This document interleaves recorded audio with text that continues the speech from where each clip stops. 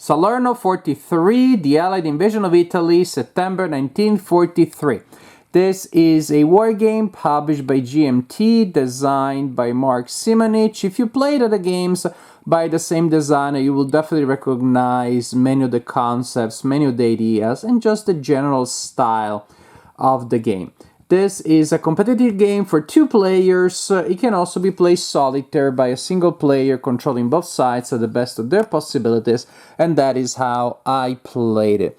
For a Simonich game, it is simpler and smaller, although, again, those terms are relative to the philosophy of the designer, who is known for a very detailed system of representation with many detailed modifiers, many things to take into account. You can expect specific concepts such as zone of control bond that other designers don't necessarily have. So this is not a light war game, but I would say it is a light Simonich war game.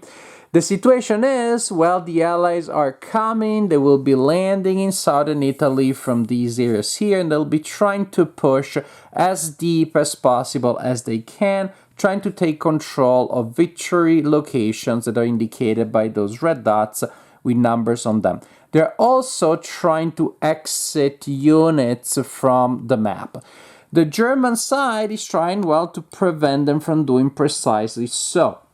So there's a very clear dichotomy here, very splitting, very clear division of labor, as the Germans will be the defenders and the Allies will be the attackers. That really defines the whole strategy, as the Allies have to push in as much as possible and as quickly as possible, and the Germans have to hold the ground for as much as possible, which may or may not always be easy.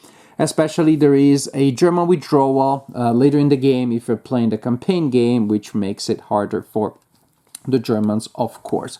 So really shows you that the idea of Italy in World War II being the soft underbelly of Europe was based on, well, not having looked at maps at all, because the terrain is going to be probably the single biggest factor. With the exception of this area here, south of Salerno, around Battipaglia, it's all very difficult terrains. You have these awesome tanks, and it's very hard to get them to perform efficiently. There are going to be bottlenecks around these roads here, and that's, of course, something the German player will want to explain as much as possible. You probably want to be where you can be and get the terrain modifier next to where, if you are launching a counterattack, the Allied defenders don't have. But again, counterattacking is not going to be the biggest thing here for the German player. It's going to be exploit the terrain, exploit the rivers. And the idea is, again, slow the Allied advance as much as possible. As you can see, again, victory point is going to be based mainly on really control of terrain. And interestingly enough, there's going to be a calendar of victory points that the Allied player has to keep up with. If the Allied player falls behind, they don't have control of enough victory points at the end of a turn, then, well, too bad. It's automatic victory for the German player. So the length of the game may vary quite a bit based on that, whether if the Allied players keep up with their schedule, then it may last a lot longer than if you lose in an early game. So again, it's about exploiting the terrain and the bottlenecks, but not obvious. These country roads, these mountain roads, still they create some interesting nets here and there, some opportunities for switching from, pushing in one direction, and then I'm going to push in the other, and I'm going to see if there is somewhere around there. So the map really has a huge impact. It always has in wargaming, but sometimes you feel that it's more of a struggle against the map almost than a struggle against enemy units. So it's a Simonich design, again, a lot of detail, and but not complicated. Like other designs by Simonich, it's in essence a simple wargame with a lot of modifiers, with a lot of extra steps there that do add chrome and detail to the experience. They're not unwelcome at all, if you're willing to put in the time, of course, that it takes to learn about all these modifiers and unique situations, and also then to implement them. So the units are represented by these counters, typical GMT quality, which is high, of course. Our main stats are gonna be attack, defense, and movement, with the tank rating for silhouetted tanks, possibly a quality for the unit indicated by the background of the defense value. And stacking points, again, so important when the terrain is so hard to negotiate. And so that's how it's gonna be. The allies are gonna come from here. As you can expect with games that have to do with landings, there's gonna be some extra steps. There's gonna be a specific procedure for turn 1, representing precisely the landing.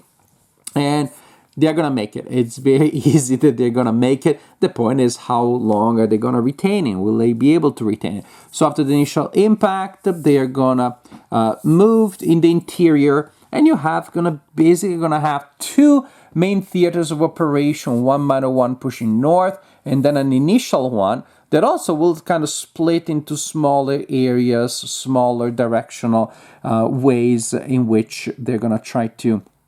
The allies are going to try to take control of key location as much as possible.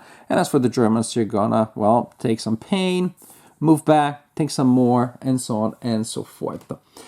We start a turn with the weather phase that will also determine the number of available air units and naval units that will lend support to land operations. Of course, the naval are only going to be effective around the coast, but that gives really a good boost to the allies early on.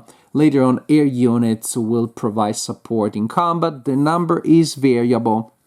And again, that is super important because, did I mention that the terrain is so challenging? I might, in case I haven't. The terrain is such a big element here. After the weather phase, you're going to have the German player's turn, and after an initial phase in that, you're going to have, again, in essence, it's an easy game. It's movement and combat, and then you check for supply. You have the recovery phase in which units will recover from conditions such as disrupted or full retreat, that of course give you a penalty. As for combat, it is the classic here, with a combat result table based on combat odds, with a couple, of course, again, disclaimers and other ideas that you may be familiar with, especially if you play Simonic games.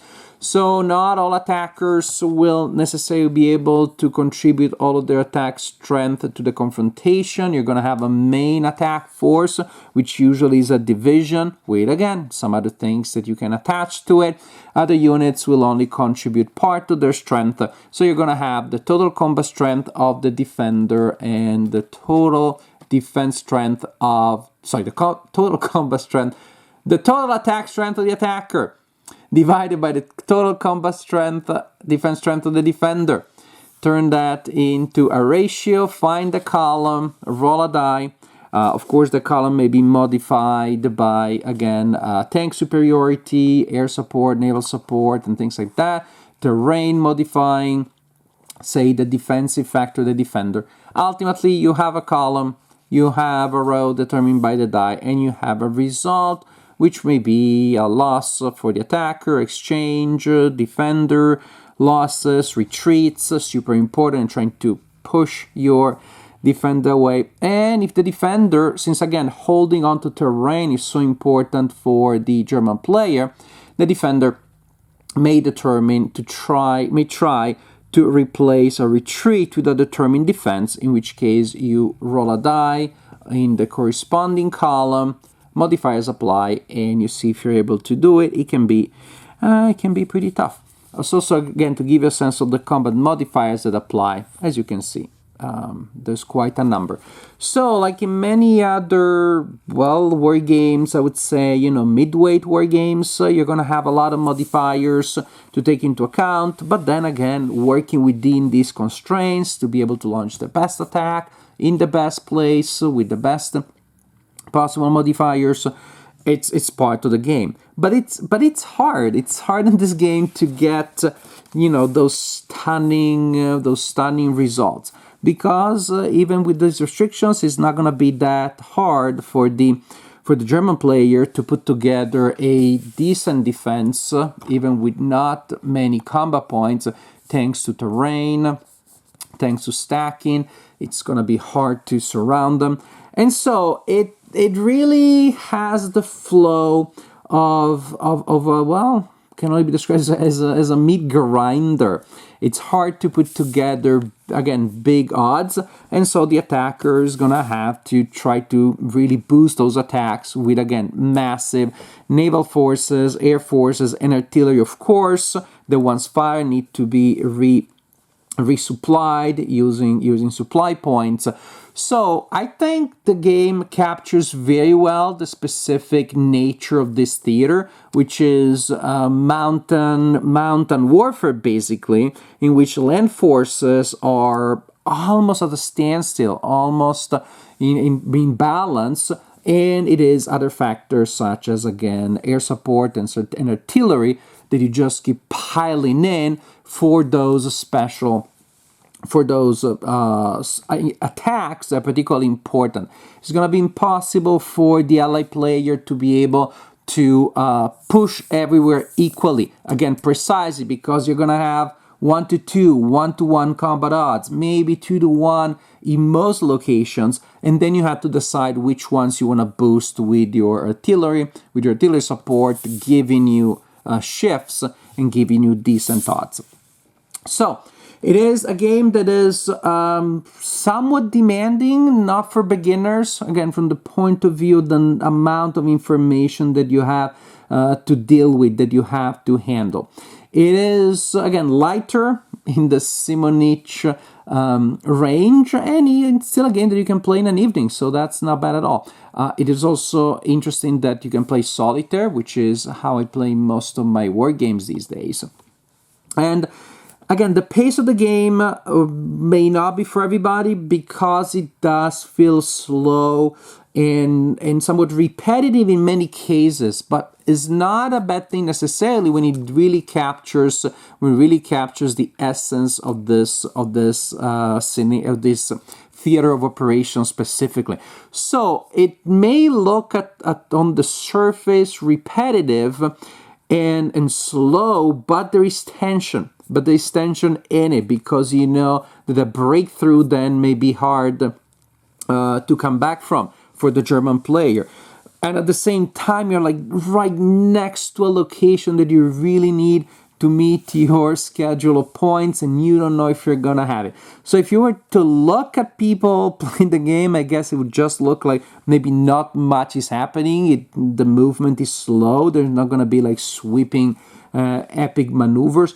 But it's a kind of like slow burning tension that, however, is always there.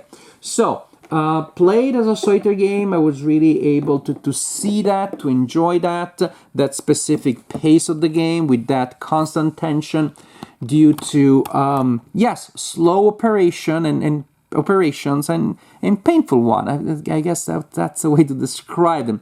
But a lot of interesting tension behind them, precisely because how momentous these operations are.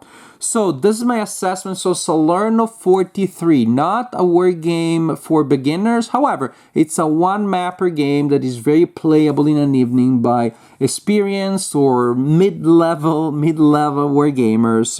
It's lighter than other Simonich games. It has a lot of detail, a lot of information, a lot of historical flavor, and it has this specific pace that you can expect from a game about mountains operations. So with all of these things in mind, I personally enjoy Salerno 43.